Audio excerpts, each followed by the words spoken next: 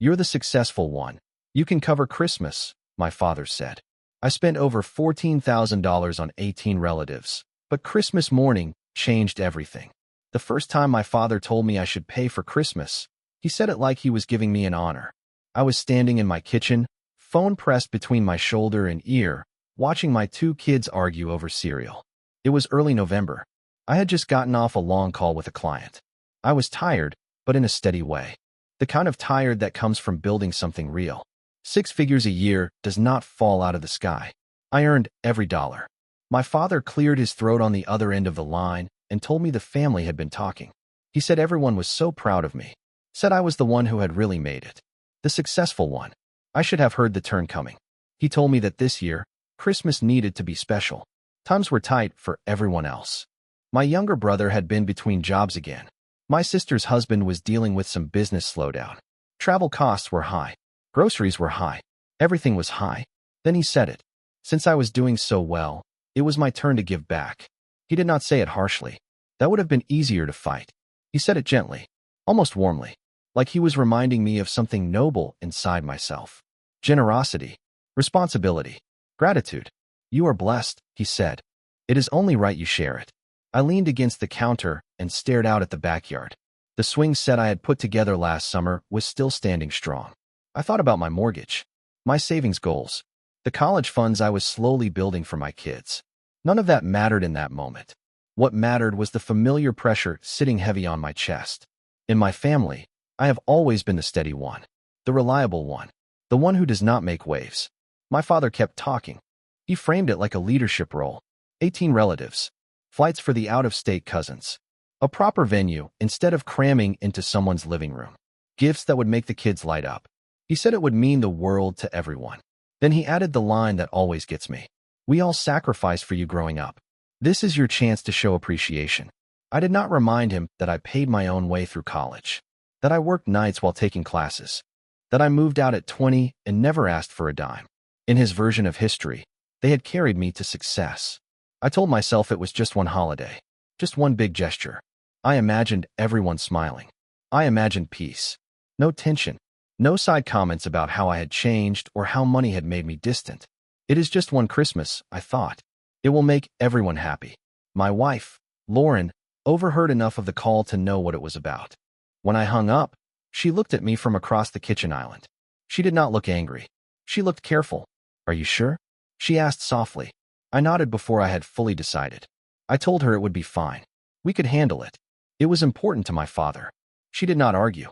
That almost made it worse. By the end of that week, I had transferred the first chunk of money. Deposits for a large rental hall outside town. Flight bookings for 5 relatives. Catering quotes. Decorations. I watched the numbers leave my account in steady, painful waves. And the whole time, my father kept saying how proud he was of me for stepping up. What I did not realize then was that this was never about Christmas, and I would not understand the full cost until I saw what was waiting under the tree.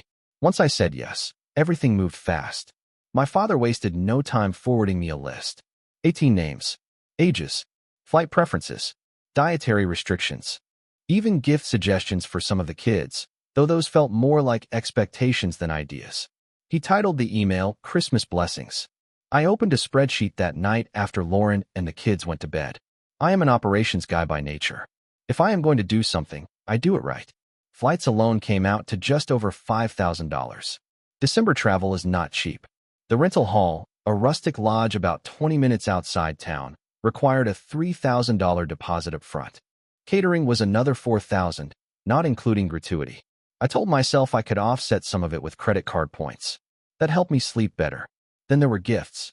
My father insisted that we do a proper Christmas. No simple exchange.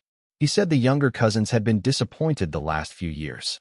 He did not say by who, but I knew what he meant. I set a rough budget of $14,000 total and told myself that would be the cap. It felt insane even thinking it. $14,000 for one day. But I kept repeating the same line in my head. It is just one holiday. It will make everyone happy.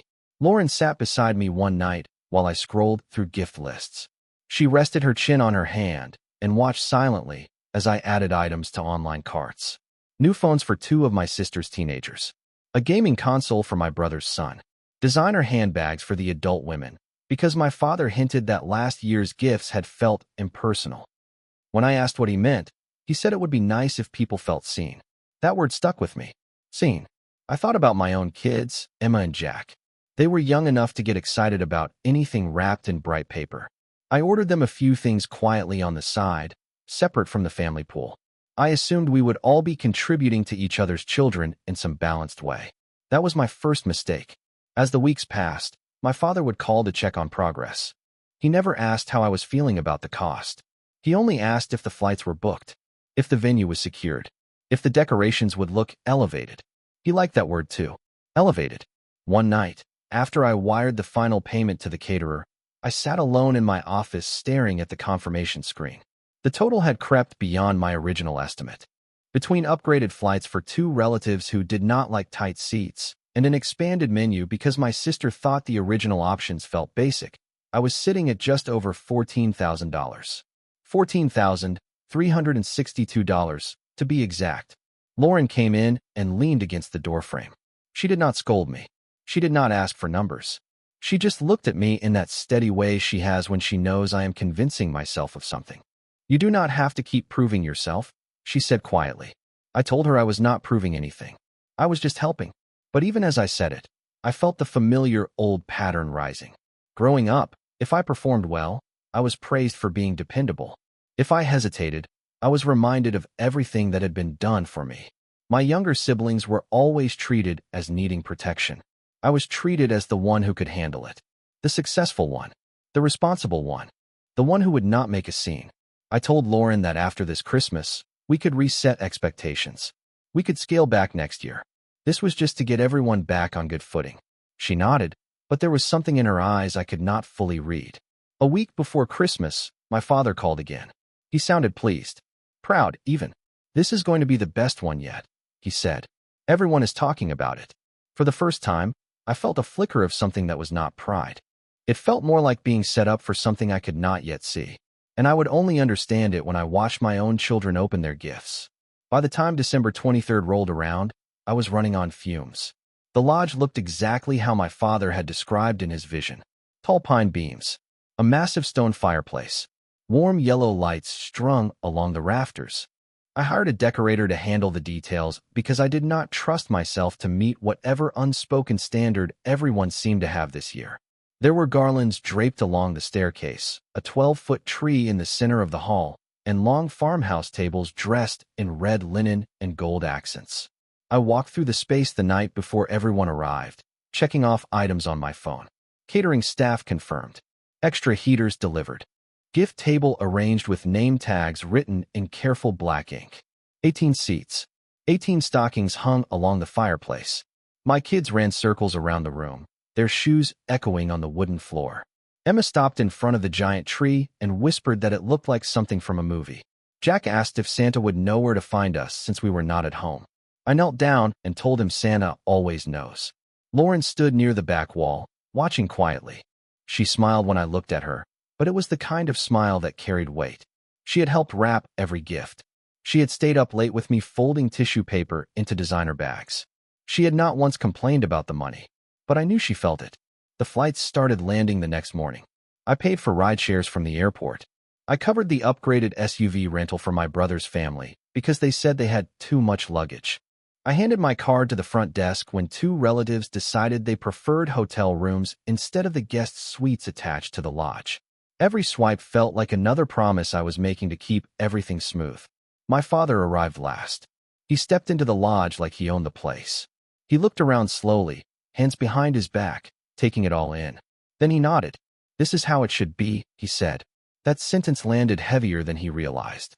Dinner that first night went well enough. The catered spread filled the tables. Prime rib, roasted vegetables, a seafood platter my sister insisted would elevate the experience. People laughed. Glasses clinked. My brother told stories about a potential job opportunity that sounded vague but hopeful. Several times, relatives came up to me and clapped me on the shoulder. Told me I had really outdone myself. Told me this was what family was about. I smiled. I said I was glad everyone was here. Inside, I kept doing quiet math. $14,362. That number echoed every time someone asked for another bottle of wine. Later that night, after most of the kids had fallen asleep on couches and air mattresses, I stepped outside for air. The cold bit at my face. The lodge lights glowed warm behind me. Lauren joined me, wrapping her coat tighter around herself. "You did everything you said you would," she said. There was no accusation in her voice, just a simple statement. I nodded and told her tomorrow would be worth it. Seeing everyone together like this, it mattered. She hesitated before speaking again. "I just hope they see you too," she said softly. I told her of course they would. How could they not? I had paid for every detail. Every flight. Every plate of food. Every gift stacked under that tree. For a moment, I felt proud. I felt like maybe this would shift something long-standing between me and my father. Maybe he would look at me differently. Not just as the reliable one, but as an equal. Inside, I could hear my siblings laughing loudly near the fireplace. It sounded warm. Easy. I did not know yet that Christmas morning would feel very different. And I did not know that the real gift exchange would have nothing to do with money at all. Christmas morning started soft. The kids were up before sunrise, whispering loudly in that way children do when they think they are being quiet. I could smell coffee already brewing when I stepped into the main hall. The tree lights were still glowing from the night before, reflecting off shiny wrapping paper stacked high. Stacks. That is the first thing that struck me. The gift table I had arranged looked different. Fuller than I remembered. There were extra bags and boxes I did not recognize. Some were clearly expensive. Thick matte paper. Heavy ribbon. Brand logos printed boldly on the sides. For a brief second, I felt relieved. Maybe everyone had chipped in more than I realized. Maybe this really was a shared effort. My father gathered everyone near the fireplace. He liked structure. He liked attention. He announced we would open gifts one family at a time, so everyone could watch. So everyone could feel connected. The younger cousins went first. My sister handed her oldest son a slim rectangular box. He tore into it and froze for half a second before shouting. "Brand new phone. Latest model." His younger sister opened a gaming console, the kind that had been hard to find in stores all month. Everyone cheered. My father clapped loudly. I smiled and joined the applause. Then my brother's kids opened theirs. Designer sneakers. A high-end tablet. A smartwatch. More cheers. More laughter. Someone joked that Santa had gotten a serious upgrade this year. I felt something shift inside my chest, because I knew exactly how much those items cost. I had bought most of them. My sister caught my eye from across the room and gave me a small nod, like we shared a secret. Like this had always been the plan. More gifts followed. My father opened a leather briefcase that looked far more expensive than anything I had ordered. My mother received a piece of jewelry that made her gasp. I did not remember purchasing either of those. I told myself maybe I had forgotten. Maybe things had blurred together in the rush. Then my daughter Emma's name was called. She walked forward carefully, brushing hair out of her face. My father handed her a small envelope. She looked confused. She opened it and pulled out a $20 gift card to a craft store. Everyone smiled politely. Someone said, "That is perfect for a creative girl." Jack went next. He unwrapped a small clearance toy truck. The kind you see stacked in bins near store entrances in late December. No cheers this time. Just mild nods. Quick smiles. My stomach dropped so hard I thought I might actually be sick. I scanned the tree, waiting for someone to say there were more. Waiting for someone to laugh and say those were just starter gifts. Nothing. Lauren was sitting beside me, very still. Her face did not change, but her eyes did. Emma sat down slowly, turning the gift card over in her hands. Jack rolled the truck across the floor, trying to act excited. The contrast was not subtle. It was loud. It was humiliating. And no one acknowledged it. My father moved on quickly, thanking everyone for their generosity. He made a comment about how good it felt to see the kids so happy. Then he looked at me.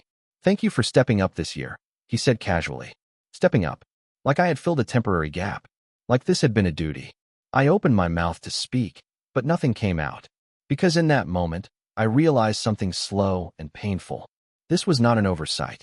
This was a ranking. And my children had just been shown exactly where they stood.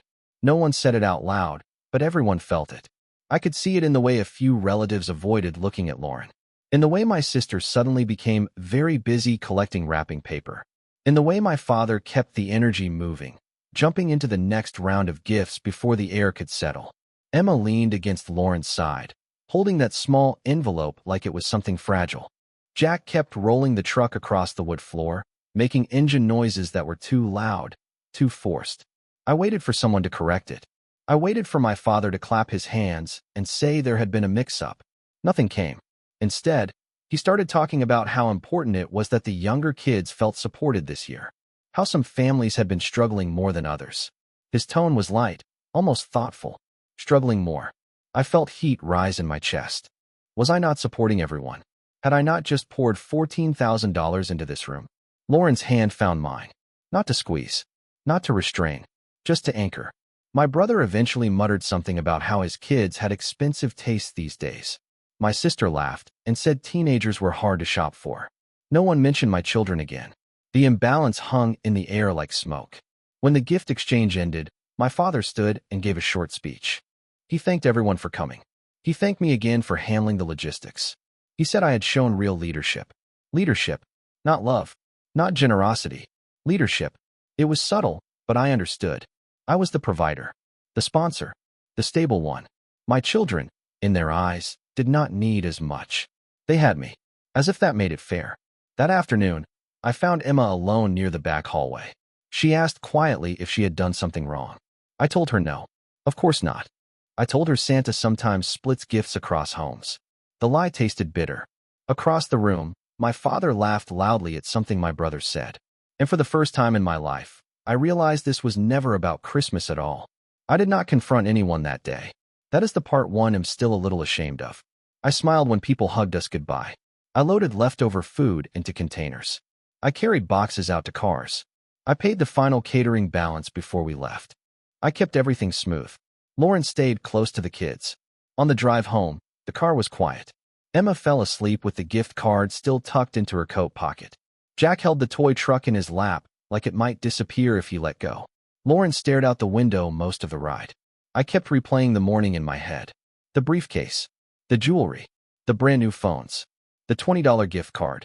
By the time we pulled into our driveway, something inside me had shifted from confusion to clarity. A few days later, my father called. His tone was casual, almost cheerful. He said everyone had been talking about how wonderful Christmas had been. He said I should feel proud. I asked him directly why the gifts for my children had been so different. There was a pause. Then he sighed, like I was being overly sensitive. He said I had to understand that my kids were not lacking anything. They live comfortably. They have opportunities. The other kids needed a little more this year. Needed. I asked him if anyone had contributed financially besides me. Another pause. He said that was not the point. The point, according to him, was that I was in a position to give. And real generosity does not keep score. Then he added something that landed harder than anything else. You have always been the strong one, he said. Your siblings need more support. That is just how it is. Just how it is. Not a mistake. Not an oversight. A system. My children were not seen as recipients of care because, in their eyes, I was the care. My role was not son. It was resource. I ended the call calmly. I did not raise my voice. I did not accuse. But for the first time, I saw the pattern clearly. This had been in place long before Christmas morning, and I had just funded it. The house felt different after Christmas. Not loud. Not tense. Just clear. Lauren did not push me. She did not demand I call my father back or send a message to the family group chat. She just went back to our routines. School drop-offs. Work. Dinner at the table like always. But something had shifted in me. Every first of the month, I had been sending my father a transfer. Quietly. Consistently. $800 to help with a loan he took out years ago after a business deal went bad. He always framed it as temporary. Just until things stabilized. Things never stabilized. I had been sending that money for almost 3 years. I told myself it was manageable. I told myself it was what a good son does. I told myself it kept peace. On January 1st, I opened my banking app like usual. My thumb hovered over the transfer button. I thought about Emma asking if she had done something wrong. I thought about Jack pretending not to notice the difference. I thought about my father saying real generosity does not keep score. Then I closed the app. I did not make the transfer. I did not announce it. I did not text anyone. I simply let the day pass. The second of the month came and went.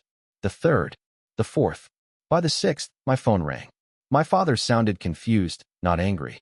At first, he said there must have been a glitch. The payment had not come through.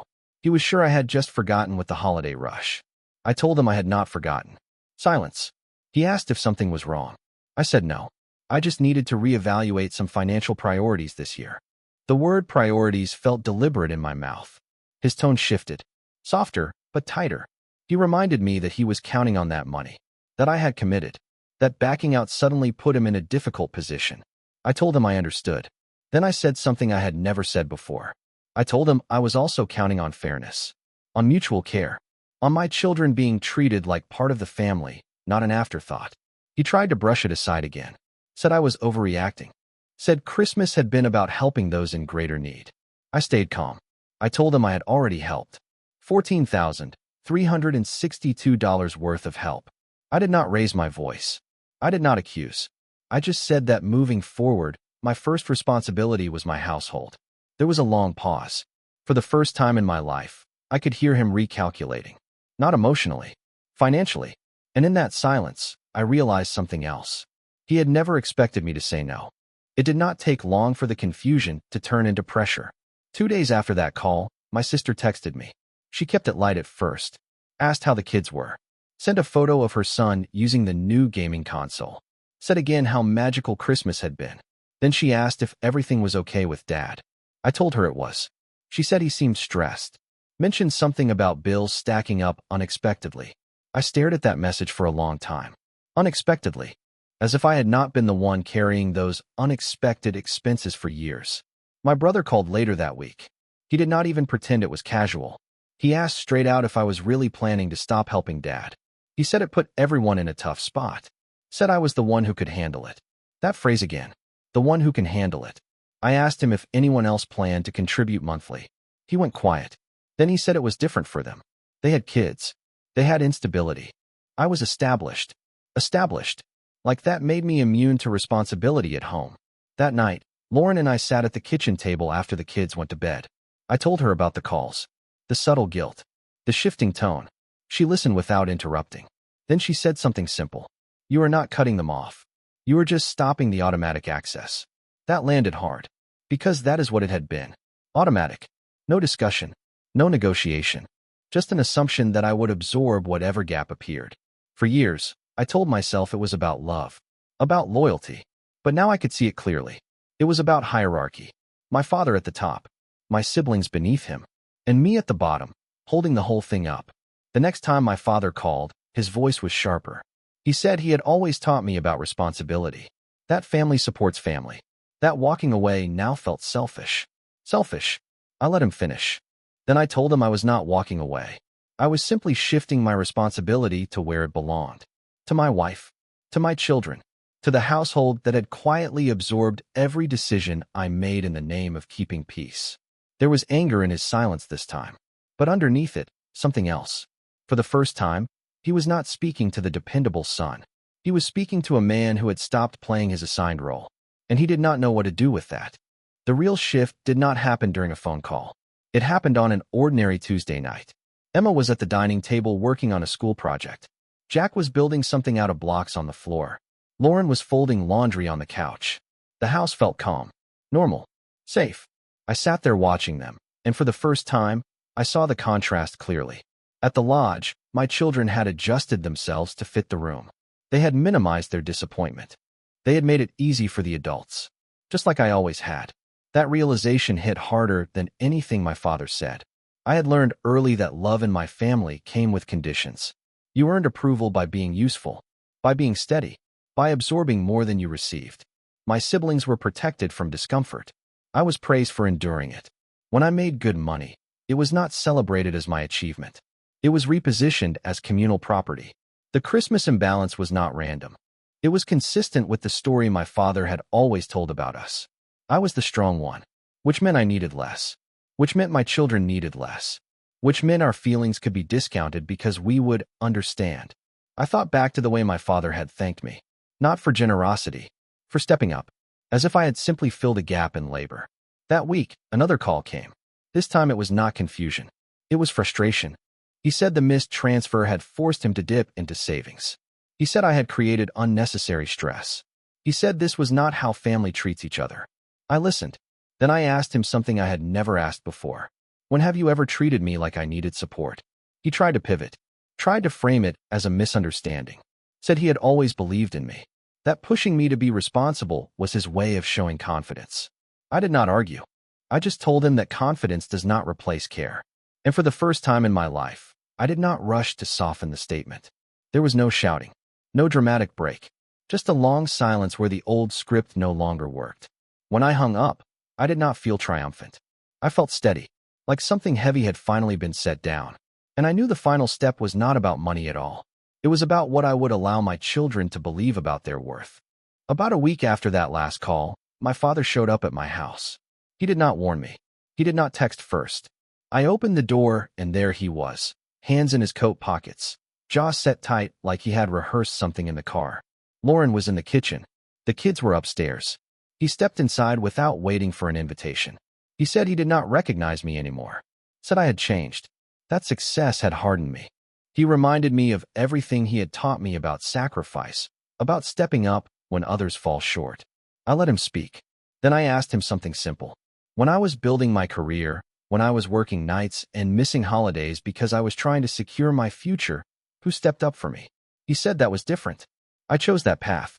Exactly, I told him. I chose it. And now I am choosing something else. He paced for a minute, running a hand through his hair. He said stopping the monthly payment felt like punishment, like retaliation over something as small as gift choices. That is when I finally said it clearly. This was never about the gifts. It was about watching my children learn that their place in the family depended on how much I provided. It was about realizing that my role had never been son. It had been sponsor, and I was done sponsoring. His face shifted at that. Not anger. Not quite. More like disbelief. He asked if I was cutting him off completely. I told him no. I would still show up for holidays. I would still call. I would still be his son. But I would not fund a system that treated my household as an endless supply line. If he needed help, we could talk. Transparently. Specifically. Not automatically. No more silent transfers. No more unspoken expectations. Just boundaries. He stood there for a long moment. The house was quiet. You could hear the hum of the refrigerator in the kitchen. For the first time, he did not argue. He just nodded once, stiffly, like he was acknowledging terms in a contract he did not like. After he left, Lauren came over and wrapped her arms around me. I expected to feel guilt. Instead, I felt something steadier than that.